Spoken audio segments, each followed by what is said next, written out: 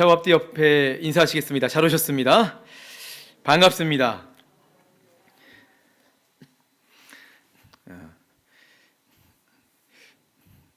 코로나 제가 10일 격리했거든요. 다 나았습니다 이제. 제가 가끔 기침해도 과학적으로 죽은 사체이기 때문에 이렇게 뒤로 물러서지 않으셔도 됩니다. 좀 그렇게 이제 모든 것들이 막히고 조금 아프다 보니까 일상이 아무것도 아닌 일상이 굉장히 그립더라고요. 그러니까 우리는 아무것도 아닌 그 일상이 지루하고 그 신앙생활할 때 뭔가 내가 이전에 경험했던 어떤 특별한 스페셜한 어떤 은혜가 없는 지금에 힘들어하잖아요. 그런데 그런 것들을 상실할 때 그런 것들이 얼마나 귀한 것을 그제서야 비로 알게 되는 우리의 나약함들. 그럴 때로는 조금 아픈 것도 아프라고 말씀드리는 거 아닙니다. 좀 아픈 것도 괜찮고, 지금 코로나가 굉장히 많이 폭증하고 있잖아요. 근데 저는 이제 개인적인 생각인데 그런 생각도 해요. 개인적인 생각입니다. 어차피 걸릴 건 나와서 걸리면 조금 더 은혜롭지 않을까 라는 개인적인 생각, 교회의 공식적인 입장은 아니고요, 개인적인 생각입니다.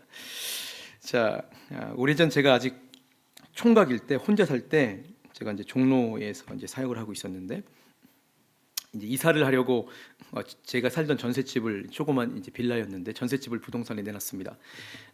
들어가는 집과 날짜를 맞춰야 해서 시일이 굉장히 급했는데, 한 이틀 정도 지나고 나서 마침 젊은, 저보다 조금 더 어린, 결혼을 빨리 하신 것 같은 젊은 부부가 집을 보러 왔습니다. 저희 집을 쭉 둘러보더니 굉장히 좋다는 말을 계속 하시면서 계약을 하겠다라고 저한테 했어요. 같이 오신 부동산 사장님께서 그러면 좋으니까 바로 계약서를 쓰러 가자고 말씀을 하셨는데, 이분이 저녁 식사 시간이고 저녁 때였거든요. 빨리 돌아가 봐야 한다고 했습니다. 그래서 계약서는 오늘 못 쓰겠다, 내일 쓰겠다, 그렇게 얘기하는 거죠. 그러면서 자기는 꼭 계약할 것이고 그러니 절대 다른 집에 주지 마십시오, 그렇게 수차례 저에게 확인했습니다. 구두 계약이라 조금 불안했지만 워낙 확고하셔서 알겠다고 하고 헤어졌습니다. 그리고는 제 마음이 이제 계약이 됐으니까 이제 내일 계약서만 쓰면 되는 거니까 마음의 평안이 찾아왔습니다. 그리고 몇 시간 뒤에 그날 밤에 두어 가정에서 더 연락이 왔고 계약을 좀 하고 싶고 보고 싶다고. 근데 저는 그렇게 대답을 했죠. 이미 계약이 성사가 됐기 때문에 죄송합니다, 그렇게 두어 가정에게 전화를 한 가정에게 거절 의사를 밝혔어요. 그런데 그 다음 날 연락 주기로 한 오전 시간에 연락이 없는 겁니다. 그래서 낌새가 조금 이상해서 받아놓은 연락처로 직접 제가 연락을 했습니다. 한 번은 오랫동안 통화를 했는데 연락을 안 받더니 두 번째 오랜 통화음이 울린 끝에 그 남자분이 연락을 받았어요. 그래서 이런저런 핑계를 막 대기 시작하는 겁니다. 꼭 가려고 했는데 사정상 못 가게 됐습니다. 죄송합니다. 들어보니까 뭐 조금 말은 하지 않지만 조금 더 나은 집을 그 다음날 아침 일찍에 찾은 것 같아요. 그러니까 저는 굉장히 이제 낭패잖아요. 계약을 다 한 줄 알고 다 거절 의사를 밝혔고 이제 들어가면 됩니다. 들어가는 집과 날짜를 확정 받았는데 굉장히 난처해서, 또 그러면서 너무나 이제 화가 났습니다. 한동안 꾹 참다가 화를 내려는 순간에 이분이 눈치를 채셨는지 갑자기 이렇게 안 하던 호칭으로 저를 불렀습니다. 목사님. 어떻게 하셨는지 아마도 부동산 사장님이 이제 아시더라고요. 그래서 슬쩍 이야기를 하신 것 같은데, 그 호칭이 목사님이 나오는 순간 저는 태도가 급변해서 이렇게 말했습니다. 아, 그러시군요. 그러실 수도 있죠. 네네, 알겠습니다. 꼭 더 좋은 집 구하시길 제가 기도하겠습니다. 네, 들어가십시오. 이렇게 끊었습니다. 그리고 나서 며칠간 고생을 굉장히 많이 했어요. 다른 사람을 또 찾기 위해서. 제가 인천으로 오면서 교회 근처로 집을 얻었는데요. 그 전에 제가 사역할 때는 항상 한 5km 정도 떨어진 집에 살았거든요. 근데 처음으로 제가 교회 근처에 집을 얻었습니다. 그렇게 교회 근처에 집에 있다 보니까 출퇴근하기에도 편하고 아이 학교도 근처라서 참 좋습니다. 다 좋은데 딱 한 가지 간절한 바람이 있다면, 제가 여기서 살 동안만큼 제 집 주위 분들이 아무도 제가 목사라는 사실만큼은 몰랐으면 좋겠다라는 개인적인 소원이 있습니다. 만약에 혹시나 저 집에 목사가 산다더라, 그게 알려지는 순간 굉장히 인생이 꼬이는 거죠.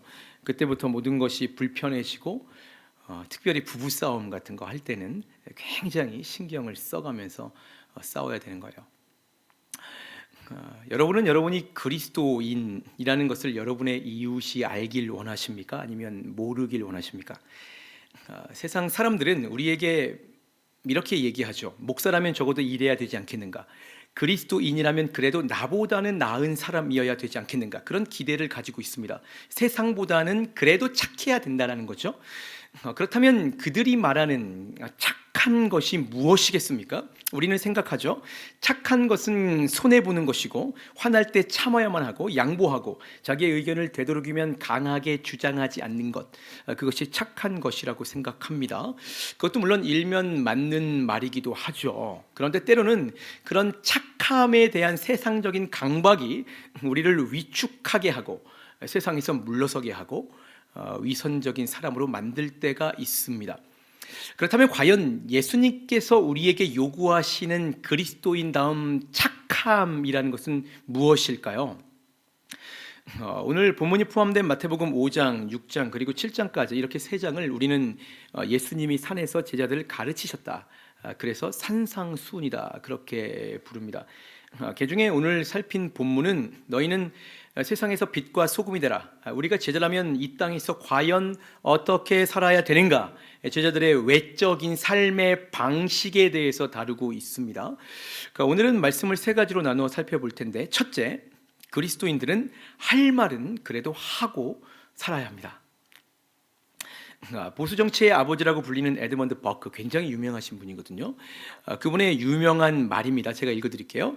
이분이 이렇게 말씀하셨어요. 선의 방관은, 그러니까 착하다는 사람들이 착하기 때문에 아무것도 하지 않는 것은 악의 승리를 꽃피운다, 그렇게 말씀하셨습니다.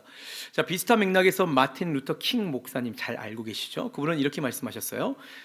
역사는 이렇게 기록할 것이다. 사회적 전환기의 최대 비극은 약한 사람들의 거친 아우성이 아니라 선한 사람들의 악에 대한 소름 끼치는 침묵이었다. 두 분 다 사회에서 굉장히 유명한 분들이에요. 그리고 누구나 알 법한 독실한 그리스도인들입니다. 우리가 세상을 살다 보면 분명히 잘못된 법제도나 여러 가지 도덕적으로 옳지 못한 일들 경험하게 되잖아요. 과거에 노예 제도가 그렇고, 지금도 계속되는 인종차별 문제가 그랬고, 최근에 차별금지법이 그렇습니다. 잘못된 문화와 관습들이고, 까보니까 성경적으로 도덕적으로 옳지 못한 법들입니다. 그러면 그때 여러분은 어떻게 하시겠습니까? 기독교인들은 착하고 거룩해야 하니까 참고 양보하고 뭐 그럴 수도 있지, 좋다고만 하는 것이 아니라 오히려 우리가 그리스도인들이기 때문에 잘못된 것들에 대해서는 자기 소리를 내고 강경하게 대응해야 한다는 것입니다. 틀린 것에 대한 양보는 방관이고 소름 끼치는 침묵일 뿐이라는 거죠. 오늘 본문에서 바로 그런 이야기를 하고 있는 거죠. 영적인 세계도 마찬가지라는 거예요. 오늘 본문에서 예수님께서는 이 제자들의 삶의 방식을 이렇게 정의하십니다. 소금과 빛이다. 제자는 빛과 소금이다. 그게 제자들의 정체성 이라는 거죠. 그런데 특별히 두 명사를 수식하는 동일한 단어들을 사용하시는데, 13절에 보시면 너희는 세상의 소금이고 그리고 14절에 너희는 세상의 빛이라. 예수님께서는 제자들에게 삶의 방식을 가르치실 때 이 세상과 끊임없이 관계를 갖고 사는 법에 대해 말씀하십니다. 우리는 이 교회라는 공동체 안에 있지만 우리의 삶은 이 공동체를 넘어서 이 공동체 안에서 밖으로 계속해서 뻗어 나가야 한다는 말씀이죠. 여기에 대해서 옥하는 목사님은 한스 킹의 교회론을 인용하면서 이렇게 기록하고 있습니다. 한번 들어보십시오.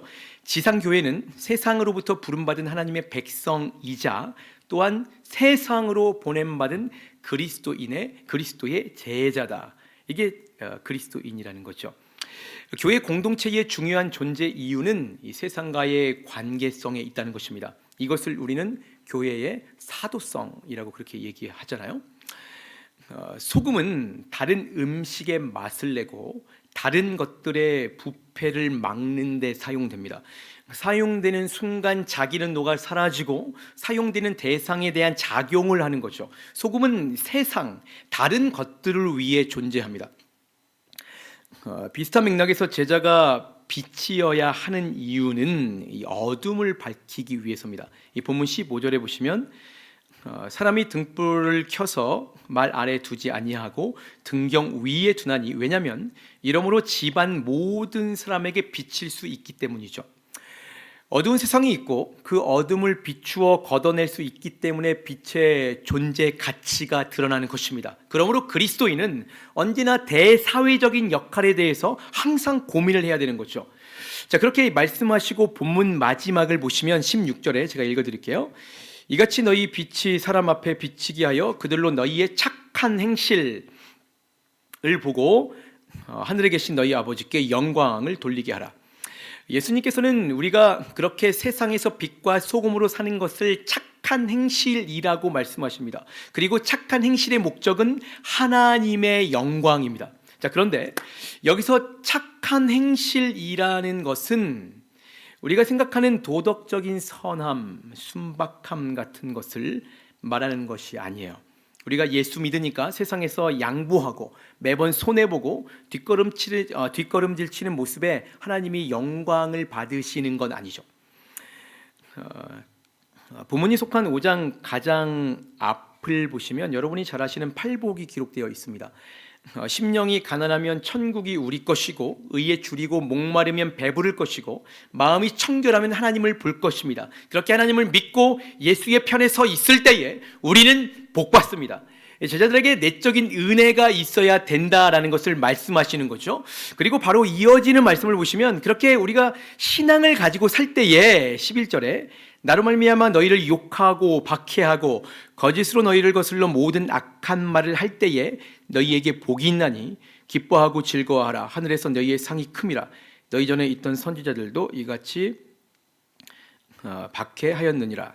그 신앙 때문에 우리가 예수를 잘 믿기 때문에 세상은 우리를 욕하고 우리를 박해하고 우리에게 악한 말을 하는 거예요. 단지 우리가 예수를 믿기 때문입니다. 그래서 그렇기 때문에 우리가 단지 예수를 믿기 때문에 욕을 먹는다면 그건 역시 복이라고 말씀하시는 거죠. 즐거운 일이고 기뻐할 일입니다. 그래서 너희가 예수 때문에 박해를 받는다면 멈추지 말고 계속 나아가라는 것입니다. 그리고 나서 그렇게까지 말씀하시고 나서 오늘 본문에 바로 그 세상에서 빛이 되고 바로 그 세상의 소금이 되라고 말씀하시는 거죠. 그러므로 우리가 세상에서 소금이라고 할 때 단지 도덕적으로 선한 것이 아니라 예수의 강한 맛을 내는 소금이어야 되는 것입니다. 세상이 욕하고 박해해도 그저 선하게 사는 것을 넘어서 예수의 이름을 전하고 사는 거죠. 특별히 제자들을 세상의 빛이라고 할 때에 사용된 헬라어 포스라는 단어는 예수님께서 자신을 빛이라고 하실 때 사용한 단어와 똑같습니다. 그러니까 제자의 빛은 예수님을 세상에 드러내는 것으로서의 빛이라는 말씀이에요. 따라서 정리하자면 본문에서 말하는 착한 행실이라는 것은 세상에서 예수를 드러내놓고 잘 믿고 사는 삶을 뜻합니다. 세상이 그 어느 때보다 어두울 때 우리는 그 어느 때보다 예수를 잘 믿어야 되는 것입니다. 세상이 그 어느 때보다 부패하고 썩어갈 때 우리 역시 그 어느 때보다 예수를 드러내놓고 말씀으로 세상을 뒤집어 놓으라는 것입니다. 그게 착한 행실인 거죠. 그러므로 사랑하는 성도 여러분, 우리가 예수를 믿다 보면 우리가 예수를 믿기 때문에 세상과 충돌할 수밖에 없는 지점들이 반드시 생길 수밖에 없어요. 만약에 여러분이 그리스도인임에도 일상에 전혀 거리낌이 없고 여러분이 예수를 깊이 믿는데도 세상과 전혀 충돌하지 않는다면 그것은 여러분이 어느 순간 세상의 불의에 눈 감았기 때문이고 어느 순간 예수를 말해야 할 때 세상과 타협했기 때문일 것입니다. 세상 문화와 타협하고 세상에 적응해버리는 거죠. 예수를 믿는 제자라면 하나님을 너무나도 반대하는 이 세상에서 세상과 충돌하지 않을 수가 없는 것입니다. 예수님께서는 교회를 다니면서도 그렇게 짠맛 밝은 빛을 내지 못하는 그리스도인들을 이렇게 비판하시잖아요. 본문 13절 하반절에 소금이 만일 그 맛을 잃으면 무엇으로 짜게 하리요 후에는 아무 쓸데없어 다만 밖에 버려져 사람에게 밟힐 뿐이니라. 정말 무서운 말 아닙니까? 코로나 시기입니다. 그 어느 때보다 교회가 세상의 압박을 받고 있어요. 욕을 먹습니다. 악한 말을 듣습니다. 왜 그렇겠습니까? 한국 교회가 잘못한 것들이 있기 때문이에요. 그래서 우리는 세상의 귀를 열어 그들의 말을 잘 듣고 생각하고 고민하고 반성하고 회개해야 합니다. 그러나 동시에 우리가 예수를 믿기 때문에 기죽을 필요는 전혀 없는 거예요. 단지 예수를 믿어서 핍박을 받는다면 그것은 오히려 기뻐할 일입니다. 그러므로 사랑하는 성도 여러분, 교회가 어렵고 힘들 때 그럴 때일수록 더욱 자리를 지키시고 그럴 때일수록 더욱 예수를 힘있게 세상에 선포하시기 바랍니다. 틀린 것에 대해서는 말하고 때로는 도전하고 세상과 충돌하십시오. 그래서 이 마지막 때에 어떤 상황 속에서도 예수를 끝까지 붙드는 여러분을 보고 온 세상이 예수 믿는 사람은 정말 다르구나, 예수가 진짜였구나, 그래서 예수님께 돌아오는 놀라운 역사가 일어날 줄 믿습니다. 자, 둘째, 이러한 일들은 먼저 내적인 은혜가 있어야 가능합니다. 자, 말씀드렸듯이 본문 앞에 기록된 마태복음 5장 1절에서 12절까지는 우리가 잘 아는 팔복을 다루고 있습니다. 팔복은 제자들이 지녀야 할 내적인 현상들이 무엇인지를 설명하고 있는 건데, 쉽게 표현하자면 너희가 제자라면 영적으로 일해야 한다, 그렇게 구체적으로 개별적인 영적 상태를 팔복을 통해서 제시하고 있는 거죠. 원어를 살피면 먼저 이렇게 기록됩니다. 복이 있다, 그렇게 먼저 선포가 되고 나서 어떤 사람이 복이 있냐면 3절에 심령이 가난한 사람, 4절에 애통하는 사람, 5절 온유한 사람, 그리고 위에 보시면 의에 줄이고 목마른 사람, 긍휼히 여기는 자, 마음이 청결한 자, 이렇게 쭉 계속해서 내용들이 등장합니다. 그러니까 제자라면 마땅히 심령이 가난해야 하고 마땅히 온유해야 하고 마음이 청결하고 마땅히 화평케 해야 하는 내면적인 변화, 그러한 영적인 기질이 있어야 한다는 말이잖아요. 이것이 복 있는 자, 천국을 소유한 제자의 첫 번째 조건이라는 것입니다. 자, 그런데 그 갈라디아서 5장에 가면 이 성령의 9가지 열매를 이렇게 기록하고 있어요. 갈라디아서 5장 22절에 오직 성령의 열매는 사랑과 희락과 화평과 오래 참음과 자비와 양성과 충성과 온유와 절제니 이 같은 것을 금지할 법이 없느니라. 팔복과 성령의 열매를 잘 비교해 보시면 오늘 팔복에서 제시하는 영적인 상태와 매우 유사합니다. 성령의 열매가요. 그러므로 이 제자들의 이러한 내적인 변화는 오로지 성령의 역사로 가능하다, 그렇게 우리가 말할 수 있습니다. 고린도전서 12장 3절에 또 성령으로 아니하고는 누구든지 예수를 주시라 할 수 없느니라. 이런 것들이 가능할 때에, 그리고 나서 오늘 본문 말씀인 제자들의 외적인 삶의 방식이 이어서 기록되고 있는 거죠. 먼저 내 속에 팔복의 영성이 있고 내 속에 성령의 은혜가 있어야 그 다음에 세상에 나가서 빛이든 소금이든 될 수 있다라는 말입니다. 한국 교회는 그 어느 때보다 예배드리는 환경이 좋아졌어요. 예전보다 교육받은 분들이 많이 계시고 넓은 주차장에 좋은 조명에 음향과 에어컨, 공기청정기들까지 얼마나 이 시설이 좋아졌는지 모릅니다. 그런데 한국 교회에 이전보다 유독 눈에 띄게 줄어들고 후퇴하고 있는 것이 딱 하나 있는데 바로 기도 소리예요. 기독교는 기도교다라는 말이 있듯이 교회는 기도하는 곳입니다. 우리가 간절히 기도할 때 하늘의 문이 열리고 성령이 불꽃처럼 임하는 거죠. 누가복음 11장에 내가 또 너희에게 이르노니 구하라 그러면 너희에게 주실 것이요 찾으라 그러면 찾아낼 것이요 문을 두드리라 그러면 너희에게 열릴 것이니 너희가 악할지라도 좋은 것을 자식에게 줄 줄 알거든 하물며 너희 하늘 아버지께서 구하는 자에게 성령을 주시지 않겠느냐 하시니라. 특별히 한국 교회는 그 어느 민족보다 기도에서 힘을 얻는 민족입니다. 그 새벽에 모여서 기도하고 밤에 모여서 그 밤을 지새우면서까지 간절히 기도하는 민족이죠. 그 세계 여러 나라를 한번 돌아보십시오. 통성 기도할 수 있는 사람들은 한국인들밖에 없어요. 그러니 성령께서 역사하지 않을래야 않을 수가 없었던 거죠. 그렇게 성령의 역사가 일어나니까 교회가 서고 교회가 부흥하고 세상에서 놀라운 일들을 해냈던 것이 한국의 기독교였습니다. 그런데 기도의 불이 점차 꺼지면서 성령의 문이 자꾸 닫히고 그래서 은혜가 자꾸 떨어지는 거예요. 은혜가 떨어지니까 세상에서 아무런 힘도 쓸 수가 없는 것입니다. 그러므로 사랑하는 성도 여러분, 우리 교회는 매일 새벽마다 모여서 기도합니다. 수요 예배가 있고 금요일에는 철야 예배로 오늘같이 모입니다. 그리고 주일에는 주일 예배가 있습니다. 이제 새 예배당에서 이번 주일부터 시작하는데 얼마나 모여서 기도하기가 좋아요. 그러니 나오셔서 기도하십시오. 기도해야 성령이 우리에게 임하는 줄 믿습니다. 기도가 우리의 힘이요 기도가 우리의 능력인 줄 믿습니다. 그렇게 기도할 때에, 그래서 내 속에 성령이 흘러 넘쳤을 때에 비로소 우리는 세상에서 빛으로, 세상에서 소금으로 세상을 두려워하는 것이 아니라 세상을 두렵게 하는 제자로 힘있게 살 수 있는 것입니다. 그것이 바로 오늘 예수님이 말씀하시는 진짜 제자의 참 모습인 거죠. 자, 마지막으로 제자는 애를 써야 돼요. 애를 써야 됩니다. 얼마 전에 어린 청년들과 함께 수련회를 다녀왔습니다. 다녀와서 아픈 친구들이 생겼고, 그래서 아마 이 자리에서도 그랬기 때문에 어려움을 당하신 분들이 계셔가지고 이거 수련회는 금기인데 하지 말까 하다가 오늘 마지막 예배잖아요, 여기. 그죠? 마지막을 잘 피날레를 장식하려고 수련회 얘기를 좀 하겠습니다. 조금 끝나고 나서는 좀 어려움이 있었지만 그 과정을 돌이켜 보면 참 가슴 벅찬 일들이 많이 있었어요. 제가 와서 처음 수련회 가는 거거든요. 그래서 걱정도 많이 됐고 여러 가지 반대도 좀 있었고 그와 함께 동시에 이제 좋은 일들도 많이 있었는데 수련회 날 저희가 무박 2일을 갔거든요. 이제 잠을 안 자고 오려고.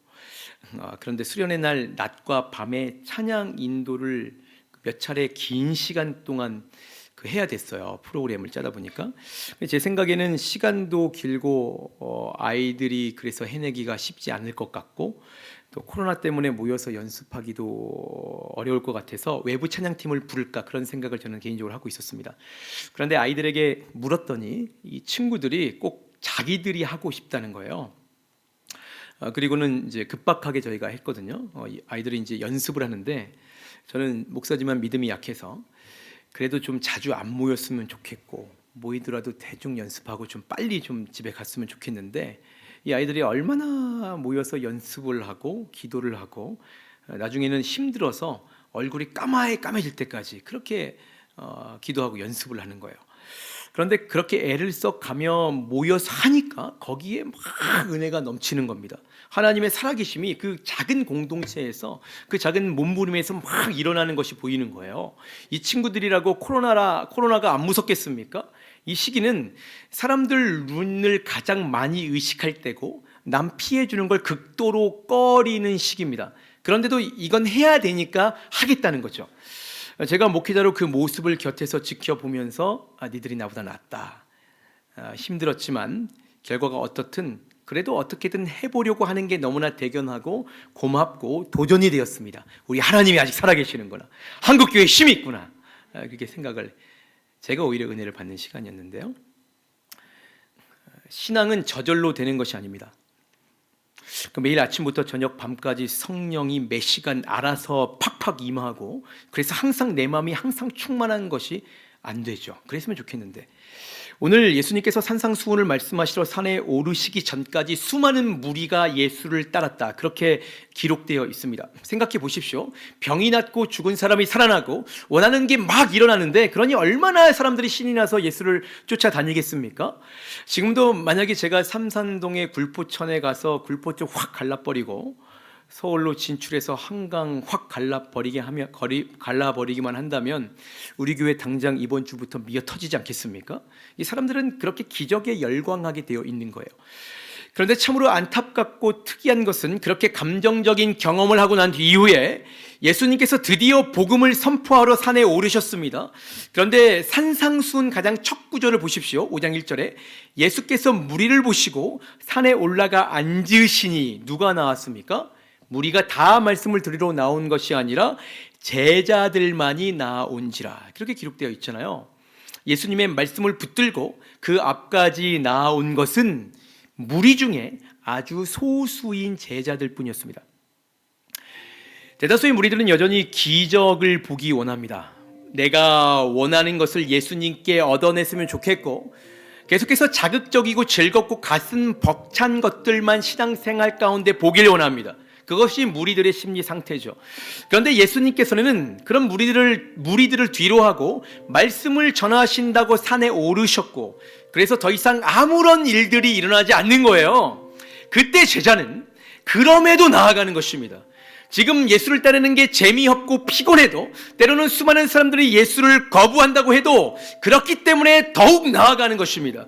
그랬을 때 비로소 산상수훈이 시작됐고, 이들은 비로소 성경에 무리와 구분된 제자라고 기록될 수 있었던 거죠. 자, 사랑하는 성도 여러분, 예수를 믿고 그래서 세상의 빛과 소금이 되는 것은 성령께서 우리에게 임하시고 하나님께서 역사하실 때 가능한 하나님의 일입니다. 그리고 동시에 하나님의 일은 우리의 노력이고 우리의 애씀입니다. 하나님이 일하시니 우리는 순종하고, 상황이 어떠하든 말씀에 따라서 어떻게든 세상으로 나아가고 도전해야 합니다. 디모데후서 4장에 너는 말씀을 전하라, 때를 얻든지 또는 못 얻든지 항상 힘쓰는 거죠. 범사의 오래 참음과 가르침으로 경책하며 경계하며 권하라. 그랬을 때 우리는 또한 세상에서 빛과 소금으로 살아낼 수 있는 것입니다. 성령의 역사와 우리의 애씀, 이 두 가지가 같이 가야 진짜 그리스도인 제자인 거죠. 종군 목사로 유명한 오스왈드 챔버스 목사님의 말을 제가 한번 읽어드릴게요. 하나님께서는 상황을 조성하시고 그 상황 가운데 우리가 어떻게 행하는지 보신다. 하늘 아버지의 자녀로서 행할 것인가, 아니면 평범한 세상 사람들의 모습으로 돌아갈 것인가, 그것은 우리가 선택할 몫이다. 그래서 아무쪼록 사랑하는 성도 여러분, 어떤 상황 속에서도 하나님의 뜻에 따라 길을 나아가시는, 그래서 여러분을 통해 온 세계에 예수의 복음이 흘러 들어가길 예수님 이름으로 축원합니다. 그렇게 매일 주님 앞에 내가 애쓰면서 내 행동으로 삶으로 말할 때에 너희가 진실한 제자다, 그렇게 하나님 마음에 합한 자로 우리가 칭찬받을 줄 믿습니다. 우리 함께 찬양할까요?